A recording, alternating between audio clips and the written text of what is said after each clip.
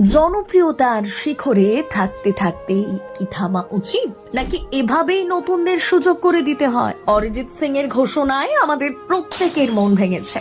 মনে হচ্ছে কেউ আমাদের জীবনের একটা পুরো অধ্যায় আলতো করে বন্ধ করে দিল। হ্যাঁ, আমাদের ভীষণ কষ্ট হচ্ছে ঠিকই, তবে অরিজিৎ শিখিয়ে দিলেন অনেক কিছু।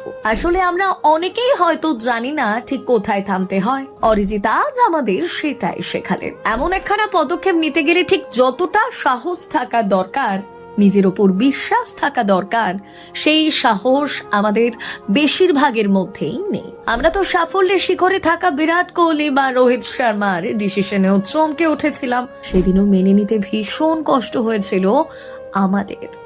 একটা আরো ধাক্কা।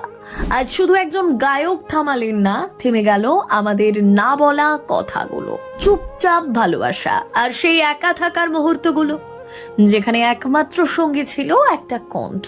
তবে যেটা অরিজিৎ পেরেছেন, আমরা অনেকে চাইলেও করতে পারবো না, কারণ সবাই তো আর অরিজিৎ সিং হতে পারেন না। তিনি কখনো নিজেকে জাহির করেননি, সাধারণ মানুষের থেকে নিজেকে দূরে করেননি।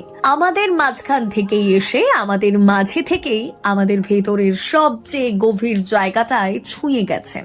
তাই অবসর দুর্ভাগ্যজনক হলেও সৌভাগ্যবান অরিজিৎ। আমাদের হৃদয় থেকে, আমাদের জীবন থেকে আপনার অবসর নেই। আপনার থেকে আমরা নতুন কিছুর আশায় বুক বাঁধলাম। আপনার আগামীর জন্য অনেক শুভেচ্ছা রইল। অরিজিৎ গান থামাবেন না। শুধুমাত্র সিনেমায় আর গান শুনতে পাওয়া যাবে না অরিজিতের গান, এটুকু খবরও আমাদের কাছে মেনে নেওয়াটা বড্ড কষ্টের। সেই কারণেই সঙ্গীত জগৎ থেকে সাধারণ মানুষ সকলেই কাল থেকে বড্ড ঘেঁটে রয়েছে।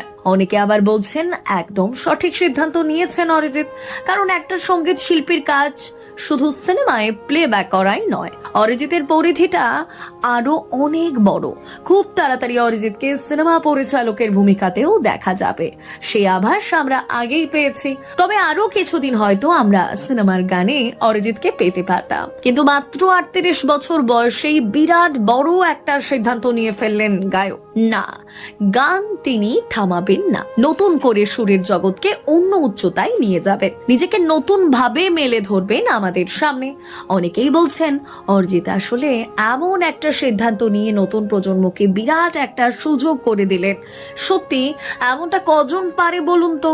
অরিজিতের কাছে যে একটা খাঁটি মন আছে, এটা আমরা সবাই জানি। তাই তো বড় বড় মানুষদের সঙ্গে ওঠা বসা করেও পাড়ার বন্ধুদের সঙ্গে আড্ডা দিতে জানেন অরিজিৎ। বিশ্বমঞ্চে সমাদৃত হয়েও জিয়াগঞ্জের বাজারে আর 5টা সাধারণ মানুষের মতো থলে নিয়ে সবজি কিনতে যেতে পারেন অরিজিৎ।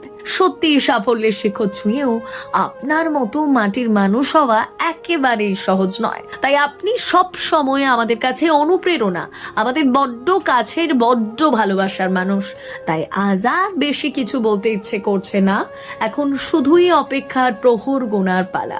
আপনার থেকে আমরা নতুন কিছু পাওয়ার অপেক্ষায় রইলাম অরিজিৎ। ব্যুরো রিপোর্ট, প্রথম বাংলা।